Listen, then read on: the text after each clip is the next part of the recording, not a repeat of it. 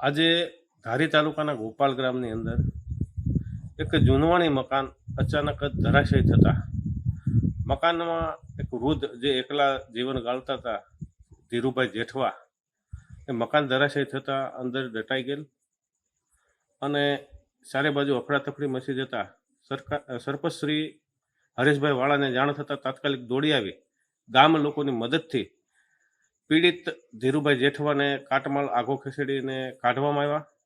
જે લોહી લુહાણ હાલતમાં હતા તેમને તાત્કાલિક 108ને જાણ કરી સારવાર અર્થે હોસ્પિટલમાં મોકલવામાં આવ્યા છે.